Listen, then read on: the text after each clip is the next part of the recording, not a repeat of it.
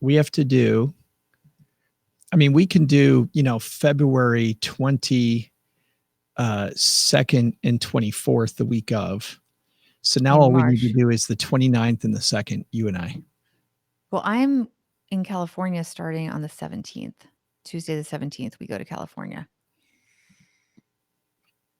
Yes, we can either do them that Monday or we could do them Monday right after my other taping. We could do them Monday right after the taping that I have on Mondays. But we might be able to do that, yeah. Hey, everybody. Welcome to Joe and Bobby Talk Strategy. Yes. I'm Joe. Planning. I think a successful podcast is all about the planning, Joe. And now people get to see behind the scenes, all the planning that goes into it. Because when you have two people and two schedules, you have to plan ahead. And I'm gone for 2 weeks. Bobby's gone for the start of the week that I'm gone. So, which means that between the two of us, there's a 2.5 week gap where at least one of us isn't available. Yep. So, gonna be fun. But we get me back from that. And then I'm not away for a week until June, I think. I think in June, I'm gone for like 10 days at one point. Yeah. Going to be fun. I'm headed to California. My friend, this is interesting. My friend, I find it interesting, qualified for what's called Western States, which is kind of like the championship for ultra marathoners. And so we're headed to Lake Tahoe to crew for him as he runs 100 miles through the Sierras. 100? I can't even process that. It's incredible. Oh my gosh. Yeah. It is nuts. Speaking of nuts. Don't even aspire to that. Speaking of nuts, we're not just going to do a podcast, guys. We're going to do one live. I know. Pinch yourself because we're doing it here on YouTube with you. So you're welcome, America and world. You get us today. All right. And we're going to be talking about baby boomers and financial planners. Mm-hmm. Okay. Millennials, really. Yes. Really millennials. Did I say baby boomers? The planners are the baby boomers and the yes potential clients are the millennials. Holy cow. All right. This is for Monday, April 6th, I believe. Hold on. Wait for it. So. Is it April 6th? It is April 6th. Monday, April 6th, and we are live. Millennials seem to get all the attention from a lot of businesses, but apparently the investment business, not so much. Why Wall Street just can't seem to connect with this next on deck to be wealthy generation, and so much more on this episode of Money with Friends. Welcome to the Money with Friends podcast. I am certified financial planner Bobby Rebell, host of the Financial Grown Up podcast, coming to you from my very grown-up kitchen in New York City. And coming to you from my mom's half-finished basement outside Detroit, Michigan, where we make the Stacking Benjamin show. I'm Joe Saul-Sehy. This is the Money News Show that includes commentary on recent headlines and stories with thought leaders from across the financial landscape. We break those stories down into what matters to you, our friends, and we leave you with a takeaway to make it your own. Thanks to Joust for supporting Money with Friends. Joust is the nation's only all-inclusive banking platform for the self-employed. PayArmor, Joist invoice payment guarantee product, supports the 71% of the gig economy workforce that experiences non-payment, means they're not getting paid. You can sign up for Joust for free at try.joust.com/MWF and enter promo code Money with Friends, and you'll get $100 in credits. That's try.joust.com/MWF. We'll talk about Joust a little more later in the show, but right now we're talking about a group of people, Bobby, surprisingly, the people that make quite a bit of money, but financial planners don't know what to do with them. Exactly. It's an interesting predicament and a lot more complicated than it may seem on the surface. It's funny. We're going to dive into that today on Money with Friends after we find out which one of our friends is going to help us kick off this show. All right. Today's headline comes to us from Investment News, and it's written by Ryan W. Neal. Still overlooking millennials, the piece says. Not okay, boomers. I like that. Not okay. The piece starts. Lindsay Lohman should be a model client for any financial advisor looking to connect with the next generation of investors. At 33, Ms. Lohman is a senior manager at a large consulting organization, earns a six-figure income, contributes to her 401k, and participates in an employee stock program. She believes she has too much cash tied up in savings and wants to invest, but her company discourages individual stock buying to avoid insider trading allegations. She wants advice on how to invest in funds, what to do with her company stock, how to roll over some orphan 401ks from previous employers, and how to buy a home in the near future. I don't feel like I really have a game plan. I want to talk to someone, Miss Lohman says. I know I have options, but I need help choosing between them. What Miss Lohman wants isn't complicated. A fiduciary advisor with whom she connects on a personal level, who appreciates her financial goals and can implement a plan to achieve them and correct her when she drifts off course. Trying to find such an advisor, though, has left Miss Lohman feeling like the investing world doesn't really want someone like her. Her stories of being offered bundled services from her bank and large financial institutions, of being disappointed by robo advice and not wanting to use her father's advisor because he'll be retired soon and she'll have to start again, echo those from other high earning millennials who don't yet have the assets to attract a human advisor, but have needs beyond digital advice platforms. And we have a quote from Dean Leneve, a 41-year-old director of operations for a luxury jewelry company. He says, quote, if you are not trying to invest 10 billion, that's billion with a B, nobody wants to spend time with you. Advisors he approached wouldn't go beyond a phone call or offering simple advice he could find himself with a Google search, he said. Mr. Leneve said he can tell when advisors simply aren't interested in working with him and his wife, Lauren, a 38-year-old customer relationship manager at a high-end fashion brand, but he wants to start the financial planning and investing process now. And in a few years, when he's saved up a large sum of money, quote, I want somebody who knows us, knows our needs and what we want. You don't start going to a doctor when you have cancer. You go to a doctor when you notice something is wrong. Many advisors admit they have no solutions for working with these clients, even though they recognize that 73 million people in the United States born between 1981 and 1996 as being the future of investing, standing to inherit billions from their baby boomer parents. Those who identify as millennials, some of whom are reaching their 40s now, also have inherent financial challenges unique to their generation, and research shows they're off to a slow start. Most millennials enter the workforce at the height of the economic recession, which has shaped many of their life choices, such as delaying buying homes and having children. Meanwhile, even though the industry has invested in helping traditional brokers offer financial planning that can connect with millennials, many advisors find it just doesn't fit their business model. Shrinking margins and fee compression are forcing some advisors to give up all small accounts, regardless of age, to focus instead on providing high touch investing and planning services to their wealthiest and most revenue producing clients.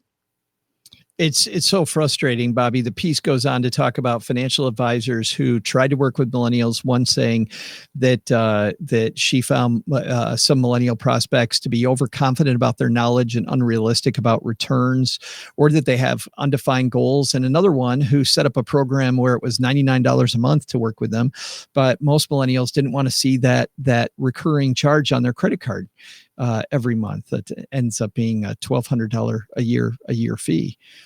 This was a problem when I was a financial advisor, and that's been over a decade since I've been out of that business.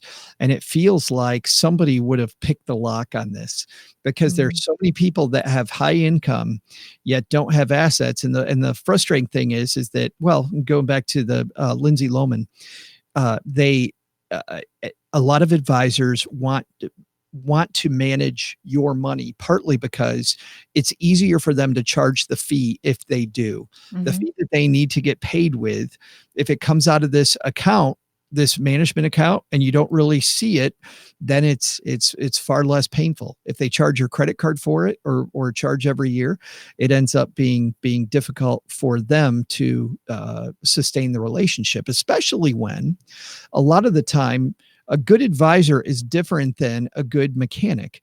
A good mechanic is fantastic when they do something for you. The best advisors often are the ones who tell you to do nothing, to Mhm. stay the course. Forget about that thing in your brain telling you that you should be doing more. Usually less wins the day, and that's hard for people to accept, that they're paying for somebody to tell them to do nothing. Well, one thing that I'm kind of pondering here is how much are we, the media, to some degree, adding to this fear or resistance, I should say, of paying money for advice and just guidance. We tell people watch the fees. We tell people, make sure you go to something that's low fees. Don't, pay somebody a percentage just to manage your money, but you can do it yourself. But the truth is, in order for a human to have a sustainable business, there has to be income. And a lot of, I think, millennials, and this I'm sorry to stereotype, are used to getting certain things for free. That's why it's been so hard on publications to stay in business, because you feel like things should be free on the internet. And now paywalls are coming up because you have to be able to pay the journalists and the people who are creating content. People see, well, trading is free now, right? And they see that you can get an index fund for almost nothing. So the idea of paying for something is something that they resist. $99 a month does sound like a lot of money when you see it hitting every month, but think what you pay for your phone bill. Think what you pay for your cable bill. Think what you pay for these other things where you're not having necessarily a human person putting their time in. It's actually very little money when you think about what that person who's trained and in theory an expert and going to give you sound advice, it's not that much, but they're not used to it. And I worry that what's going to happen is we're going to start seeing fees buried, undoing the progress we've made. That's a transparent fee when it's $99 and it hits your bank account. What we could see is more fees getting bundled into products, because then they can make a living. Because at the same time, as much as we have, rallied against having these quote hidden fees where you just have big commissions, the fact is these people have to get paid. And if they can't get paid by trying to be transparent, we could see a reversal. I don't know. I know that sounds kind of out there, but I worry about it. No, I think there's a bunch of things that you say that are absolutely true. I think number one, people conflate good financial advisor with an investment broker, where a good financial advisor is going to look holistically, which is what in this article, Bobby, that's what these people want. They want a holistic advisor. They don't want somebody to recommend a mutual fund. You can do that yourself. They don't want somebody to be a robo advisor. And like one of the people said, they were disappointed by the robo advisors because robo advisors a misnomer. It's not an advisor at all. It's an investment platform that's automatic, which is, if you look at the CFP board, there's 6 areas of financial planning that the CFP board talks about. Investing is just one of them. There's 5 others. So you're looking at just a small piece there, and people often do that. And I totally agree with what you're talking about with the media. A big problem that I have is that I don't think most journalists understand what financial advisors do, but everybody understands this. People get ripped off by bad professionals, and it's very easy to talk about, make sure you understand the fees. I want to be clear here. The fee doesn't matter until you know what you're getting. The big thing to ask, and I see this in piece after piece after piece, ask what you're paying. Ask what you're paying. How are you paid? How are you paid? Who cares how you're paid if I don't know what you're going to do? Tell me first what you're going to do. And I want to know if you're just going to pick investments for me because any robo platform can do that, or are you actually going to do what these people want and look at my whole life and tell me where I'm stepping in it and where I could do better? Do I need a better budget? Do I need to know how my insurances should be better arranged? Do I have an Achilles heel when it comes to my estate plan? All of these things I think are a big piece of the plan that the media, I think, and I hate saying the media, but I think a lot of journalists don't understand. Let's put it that way. Yes, I agree. And I think that, well, it's not that they don't understand, it's that they are saying what is true. Of course, if you have a choice between getting one product with a large fee and the same exact product with a lower fee, take the one with the lower fee. But what we've done is we've taken out acknowledging the value of a human and acknowledging that that human deserves to be paid. We talk so much about things like raising the minimum wage, which is absolutely valid, and so on, because people should get paid the right wage. But when it comes to somebody who might be an advisor, very often it's tough to quantify the real value of that advice. And I think that's getting lost in the shuffle with a lot of people that are new to investing, that have to understand that these people need to earn a living, and they should earn a good living if they're giving you good advice. On the other side, though, I just spend time defending advisors. Let's go ahead and rip into them a little bit, because a lot of advisors are baby boomer age and older. This woman, Lindsay, was talking about how she doesn't want to use her dad's advisor because he's going to retire soon. Yeah. We've done stories before here where there's a huge portion of the industry that's going to retire. And they're not taking, a lot of advisors are not using technology, not when it comes to their processes of helping people manage their money or looking for opportunities for their clients. Usually advisors have very good ways to do that, but they need to take better advantage of technology when it comes to interfacing with their client. Because I'll tell you, the thing that I hear from unsatisfied clients more than anything is my advisor charges me a high fee and doesn't communicate with me. Hmm. And the only way most of us know whether your advisor is doing anything or not is in your communication. If I feel like my advisor is communicating with me a lot and my advisor is consistently telling me to do nothing, I still feel like they're working on my behalf. But Right. if there's nothing to do and my advisor doesn't write me or call me or text me or whatever to tell me that, I still think they're ripping me off, even though they're probably doing a good job. Yeah, no, I think that's an excellent point. And it's important to communicate in the way that the client prefers. And that may be being on WhatsApp. It may be sending a monthly email with a personalized note at the top, whatever that client wants. Maybe you just have to ask them, but they probably don't want to necessarily come into your office and sit there for an hour. And the older advisors may find that that's more time efficient, that they can text their client just checking in, want you to know, I'm watching everything, whatever it may be. Yeah, yeah. Those are some. I think those are important questions to ask. How do you contact me? What do you cover? Do you look at my situation holistically, or are you going to tell me what stocks are hot today, which I don't think most people want? Exactly. What are you going to cover? How do we communicate? How often do we communicate? And then we talk about the fee. Then it's fantastic. But somebody very soon is going to pick the lock on this. I think, Bobby. I Yeah. think there's going to be some advisor that's going to come up with some great way of communicating fairly often. I mean, and we've got friends who are doing this. I'm going to point to one right now. I think our friend Shannon, who runs the financial gym, Oh, yeah. is doing a lot of work on this front about, these non-traditional client relationships. I'm using technology and having a much different space to meet people and talking about things holistically. I think we're going to see more firms like that in the future, I think. I agree completely. Coming up, Bobby and I are going to have our takeaway from today's show, but first want to talk a little bit about you, especially if you're somebody who's thinking about either starting a side hustle or you're somebody who owns a business.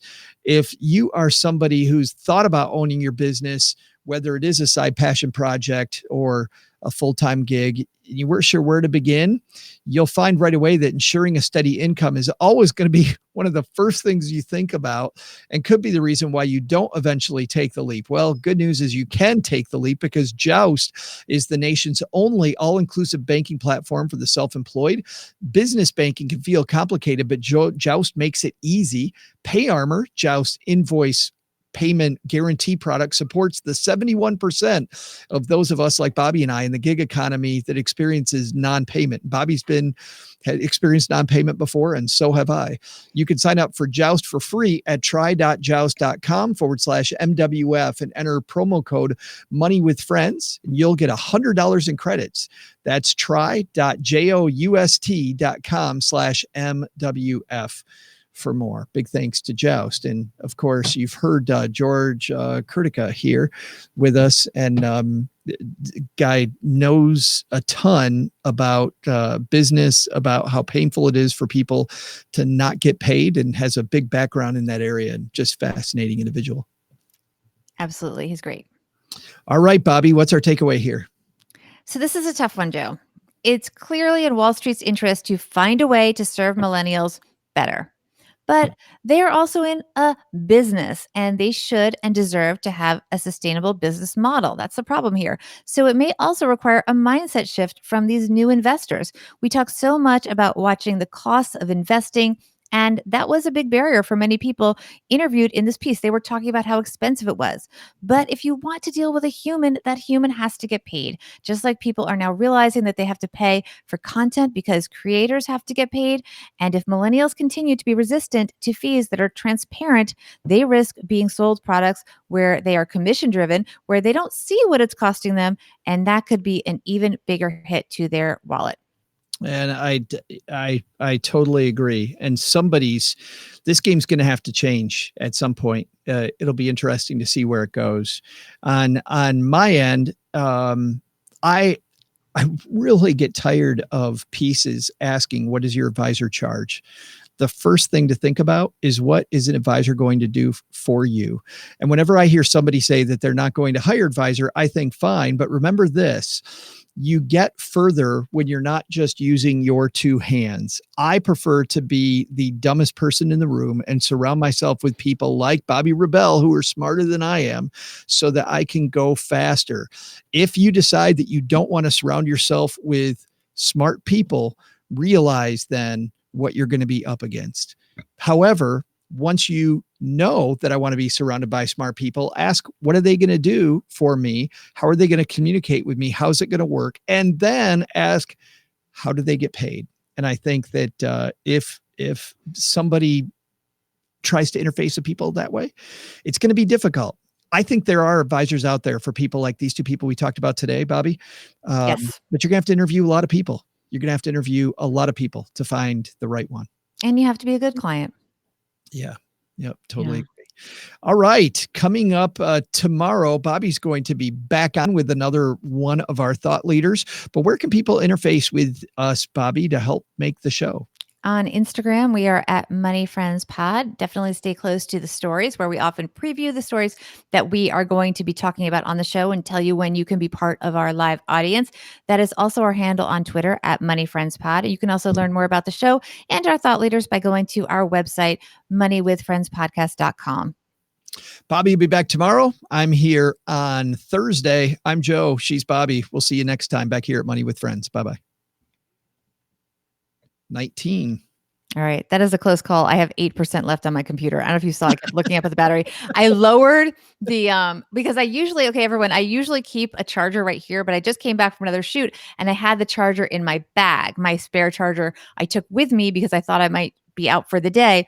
So the charger's in my bag in a whole other room, far, far away. And I started this at 100%. And that's how much this program takes energy. All my other programs are shut down. And this program, in the time that we've been taping this, has taken me down to like 7% now. That's I was great. getting really nervous there. I'm like looking up. I can barely see because I put the brightness of the computer all the way down to save power. And I was making sure every other program was closed. So if anyone saw me going like this, that's me like trying to save power. But we made it through the show. In an hour, just over an hour, I'll be over on the Stacky Benjamin's Facebook page with George Kurtica from Joust, talking about the 1,000-point downturn in the stock market and talking about Intuit buying Credit Karma. That's a big move. Lots of action today. All right, guys. We'll see you Bye. over there. Bye-bye.